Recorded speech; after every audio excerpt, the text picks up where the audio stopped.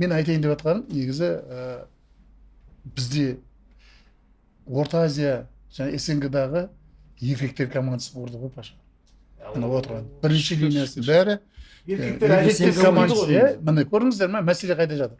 Содан кейін сол еркектер командасының ішінде 90% өнер азаматтарымыз ғой. Өнердегі. Бізде мысалы айтып жатқанда, мен де түсіндіріп айтамын, айырмашылығында шетелді баяғыда көргенбіз ғой, біз совет үкіметі кезінен бастап апталап жатып, бірақ ол кезде гастрольге шығасың да шетелге. Жұмыс ретінде шығасың да бәрібір. Сен жаңа тәртіп бар. Осындай кезде репетицияға баруың керексің. Осындай кезде асқа барасың. Артынан аңды жүреді, мынандай жүреді ол кезде совет үкіметінде мысалы. Уставы дейсіз ғой. Иә, артық. Ол демалыстың басқа түрі өзі. Бәрі жауапкершілік бар. Демалыс болмайды ол. Шынымен. Жаңа суретке түскенің болмаса келгесін шаршап келесің. Концерт түскеннен шаршап 100-200 грамм ішесіздер, ұйықтап қаласың. Ол кезде иә. Ал қазіргі мына бізде инкурстың демалысын айтайын деймін да, осы жерде отырып, кабинетте отырып, мысалы бұрын жасаған кезде 100% кішкентай азғантай төлемге дейін осы жақта төлеп тастаймыз ғой. Төлеп тастаймыз да шығасың. Міне демалыс қой, нағыз демалыс. Мысалы біреулер Түркияға неге барып жатқан естіп жатамыз ғой. Жаңағы елден қалмайын дейді да, кредит алады да, барады да, жатады да, пляжда жат. Кредитті қашан қайта кредит төлеп жүрді де. Бір апта өтіп кетеді дейсің ғой. Өтіп кетеді. 2 жыл төлейсіз. Иә, 2 жыл төлейді кішкентай. Ол демалыс емес қой. Бұл жерде енді шынымен стресс қой. Шынымен енді сөзбен қазір енді барып көрмеген екен, сөзбен жеткізу мүмкін емес негізі. Сол үшін ғой жаңағы инкурс компаниясының бір айырмашылығы, барып келген үлкен әжелер, аталарымыз әуелі Алла, одан кейін осы компанияға шарқаған спонсорын айтып жатады ғой. Алла саған разы болсын деп. Көрдің бе, біздің үлкен кісілер не көрді? Ең көбі облыс орталығындағы бір тойға барады, мысалы. Той барады, одан музыканттар ұраданы құлағы бітеліп тезірек кеткісі келеді. Қайтадан ауылға барады, күйбең тірлік, сосын сауып, дым көрмеген кісілер. Негізі, мына Ермек аға, сіз негізі лайнерді баяғыда көргенсіз, Иә, 96 жыл бірінші рет көрдім. Бұл кісіге мен презентация қоямын ғой. Менде 29 адам болады, 30 адам жақсақ маркетинг директор. Паша бәріміз мен өзі ресторанда отырмыз ғой. Білеміз ғой, түнгі 11-де. Түнде 11-де. 30 адам болып кетеді. Біз түнде жұмыс істейміз. Оказывается, бұл кісі тіркелетін кезде ыстық екен ғой. Иә, маған қатты. Ол кезде сол круизді көрген екен ғой бұл кісі. Мен ойладым да, қалай түнде келіп тіркеле салды деген, кейін маза. Ол кісі білген жоқ қой, не үшін шақырдыңдар деді ғой. Жоқ, кейін мен презентация қойдым ғой. Сол кезде соны айтып беріңізші, қай жылдары көрдіңіз сіз? Мен 1996 жылы үйлендім. Сол кезде жаңа саяхаттайсың ғой, жаңа свадебный дейді ғой, балайы деген сияқты. Сол кезде иә, сол Стамбул қаласында бірінші рет көріп, сол кезде мен өзім негізі бала кезім жақсы көрдім негізі. Түркияда мен сол кезде ауырып жүрген сол Түркиямен. Теңізді мен бала кезімде сұрақ қоятын, неге бізде теңіз жоқ? Кино көресің ғой, советский кинолар. Сол теңізді көріп қызығатын, мә, теңіздің жағасында тұрсам ғой деп. Содан кейін сен жаңа неге бардық қой, саяхатқа барған кезде үлкен кеменді көрдім де жанына келіп тұрып, мә деп таң қалдым да. Ойладым, мынаған енді когда-нибудь отырамыз ба, жоқ па, Құдай біледі. Бірінші ойынды айтайын ба? Иә. Маған ақшам жетпейді менде бұндай. Солай ойлады ғой. Недоступный еді ғой. Недоступный. Сөйтіп ойлады бірінші. Кеме деген кезде жалт ете түстім ғой. Мен негізі ол жақта басқа бір проблемам деп барған негізі. Басқа бір шаруамен деп. Сөйтсем сол кезде мен 30-ші адам болып тіркеліптім да. 30-ші адам болып тіркеліптім да. Ермек. Осыны біздің Алияда байтөре мықты айтады ғой осыны. Әйтеуір өмірде отбасылары болып, достары болып Түркияға алғаш рет шығып, жаңағына теңіз жағасында кафелер болады ғой, шай ішіп отыратын жерде. Сонда дейді, ақ дәу кәдімгі біздің инкурстың кемелер сияқты бір аппақ кеме өткен кезде қарадында дейді ғой. Осындай армандаған ғой енді. Сол кезде Алияға осы инкурсты айтқан кезде сразу кеме есіне түскенде, сол жерде шешім қабылдаған ғой, тіркелем болды деп. Мынау саяхатқа не ғой, адамды тану үшін саяхатқа бірге сапарға шығу керек дейді. Сол туралы не дейсіздер жалпы? Шынымен ғой, адамды мысалы бірге жүрсең, біраз уақыт бірге саяхатқа шықсаң, көп адам танисың ғой. Оны мен саған айтайын. Сол туралы. Марқұм, сіздер енді көп шығып жүрсіздер ғой круиздарға. Кімді танығың келетін болса саяхатқа шық деген әңгіме рас қой деген. Біреудің капризін көресің, Иә, біреудің бағанағы жақсы марқұм Ислам Каримов Өзбекстан президенті сол тірі кезінде айтқан ғой, жол жүрсең дейді, саяхат қой енді, досың қазақтан болсын деген. Көрдің ба? Сол кісінің өзі айтқан. Жол жүретін болсаң, досың неге қазақтан бұрын. қазақ орысша біледі Жоқ, қазақ орысша біледі емес. Қазақ ешкімді тастамайды сонда. де бөлініп кетсең.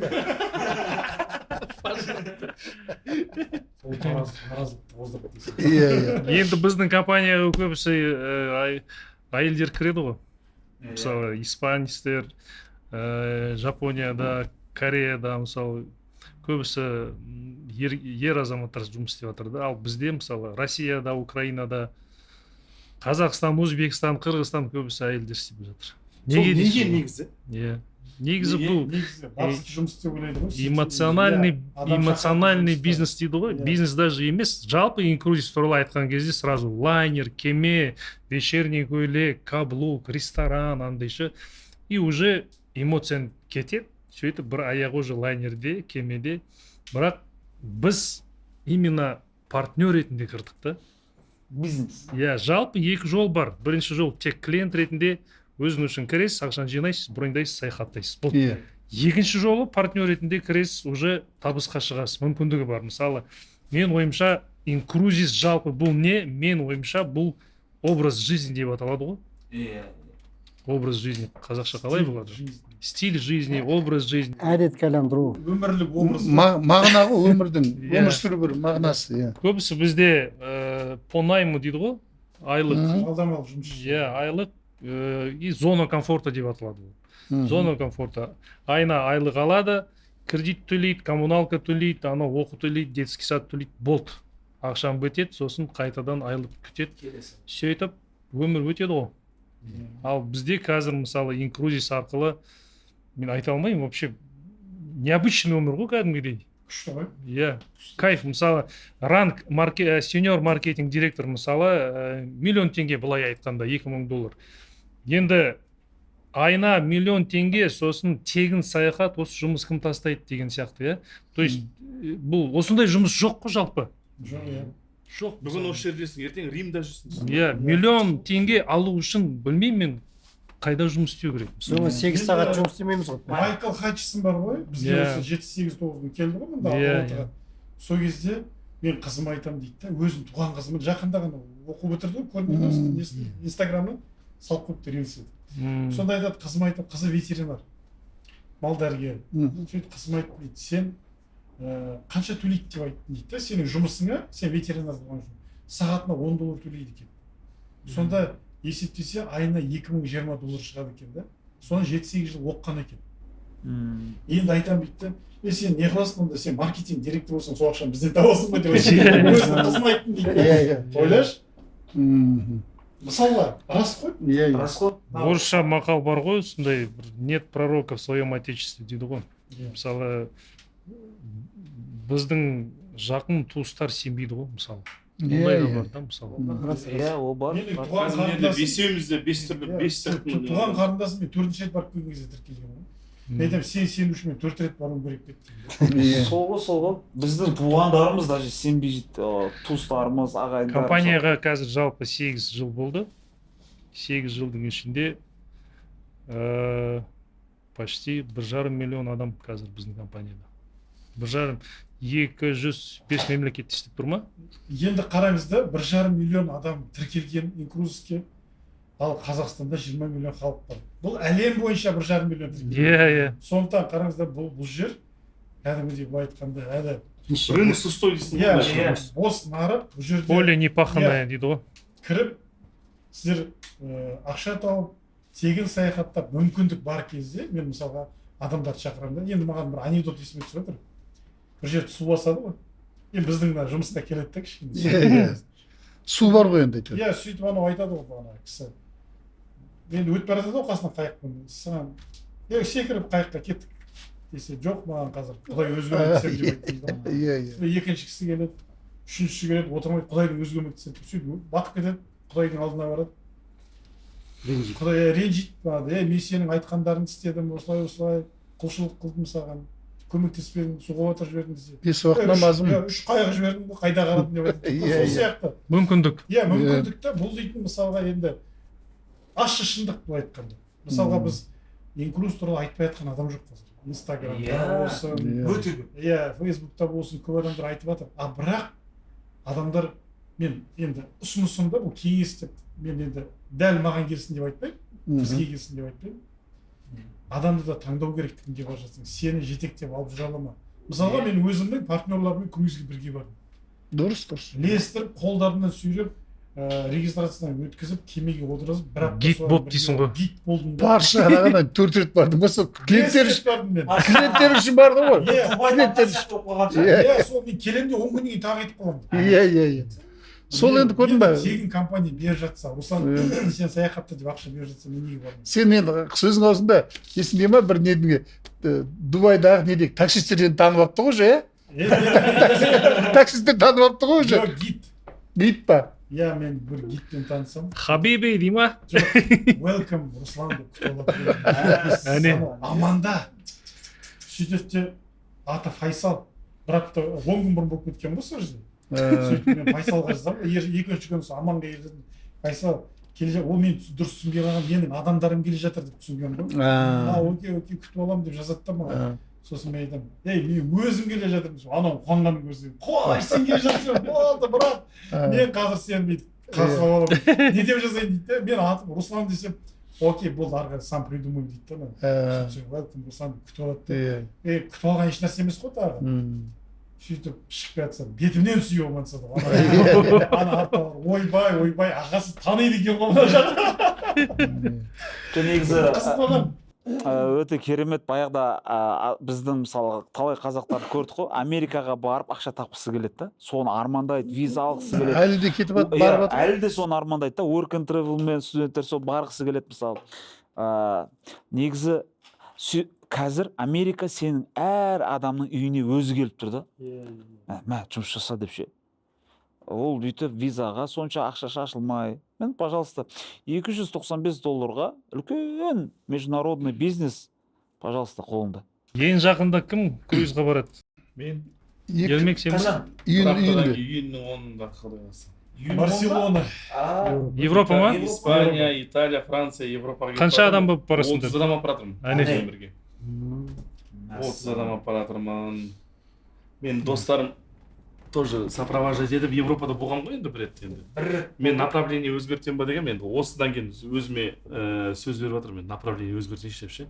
Өйткені Дубай мен Европаның бәрін жарылып сатып қойдым. Дубай дейді, біз негізі Дубайдан ары қарай Сербанияз бар, басқа қалалар, аралдар бар. Аман, Бахрейн. Көп адамдар тек қана Дубайдың өзін ғана елестетеді. Сербанияз десең жүретін қала емес қой негізі ше. Көретіндім жоқ Дубайда ше.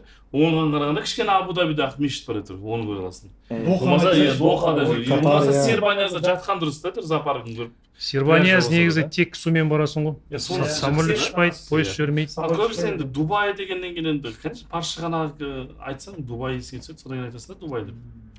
Бірақ Дубайға жете алмай жүргендер бар ғой. Бірақ статистика бойынша пашаша вообще Қазақстанның 90%-індегі загранпаспорт жоқ екен. Иә. Рас. Статистика бойынша Қазақстанның 90% адамда загранпаспорт жоқ. Астана көрмеген адамдар бар ғой. Астана көрмеген адамдар. До того. Мына жақта сіздердің әңгімелеріңіз Париж, Дубай. Пальма де Майорка дейсің ғой. Сол Пальма де Майоркада 35 мың шақ жүргенбіз ғой, біздер ермей. Ужас. 35 мың шақ. Қатты ұнады бірақ маған. Білесің ба? Бүкіл тас, островтың тастарын коляскамен дейсің. Былай болады ғой. Порттан шығамыз да, ол былай биік қой, былай қарай. Сөйтіп қарасақ, енді остров қой. Сөйтіп кеттік дедім де мен. Ана Макдональдс жаны бар, Wi-Fi ұстады. Білесің ба, достопримечательности Пальма де Майорка деп жазып едім. Европадағы ең биік қорған сол жерде екен. Соны көрсетіп тұр да. Мен білмеймін не екенін. Короче, ең жақыны сол. Мына жақта бір собор тұр. Мен ойладым, собор көзбен көрініп тұр. Кеттік дейсің ғой. Оған былай айналып келеміз, келе жатып соғамыз деп ойладым да. Сөйтіп кеттік. Картамен келе жатсақ жол бітеді ғой. Теректер, орман. Сонымен біреулерден жол сұрап, ана білесің бе, ермен коляскамен еще баласын құммен өтіп, капец. дәл Кастелло де Белвер деген қорғанның астынан шығамыз ғой. Ана қорған қандай керемет. Молодец, атын жаттап алған, қарашы. ой кәдімгідей Өсетін бала ғой, өсетін бала. Оқыған бала ғой. сөйтіп төбесіне шығамыз, ананы көреміз, ананы бірдеңесінші ғасырда қазып алыпты. Бара қорғанның өзі жердің астында болған екен. әне Соны сол жерде жүрдік, сөйтіп бұлай бүкіл островты айналып, бүйтіп келіп, в общем 35 мың шаг жасаппыз да жерде. 20 Ол деген километр 20 километрдің үлкен көп даже. 35 мың километр деген енді тұр жаман ғой. 35 мың шаг қадам. 35 мың шаг. 25 километр ғой бұның өзі. Болмай емес ол. Не ғой жаңа зона комфорта деп әңгіме шығып кетті ғой, иә? Енді көрермендерге де қызық болатын шығар. Мысалы енді біздің көшбасшымыз Паша ғой. Осы Пашаға да бір сұрақ қойып, көрермендерге түсінікті болу үшін да, мысалы Пашада 27 жыл, мысалы Пашаны тек қана жұлдыздар береді, қарапайым халық білмейді ғой. Иә. Көрдің бе? Жаңағы Роза апамыздан бастап, Нұртас бар, Қайрат Нұртас, соңғы дейін. Осы Паша басындағы енді дәу корона болдық енді Паша. Енді народный артист дінде екі есе үлкен. Рас қой. Мысалы деймін да, сонымен қалай қоштастың? Оның өзі Соны бар ғой. Без 5 минут народный артист қой. Сол, Құда қаласа документ жинап жатырмыз десек қазір. Деятель дейсің ғой. Вот сонымен қалай қоштастың Паша? Вот қызық болады да елге, менің ойымша да осы.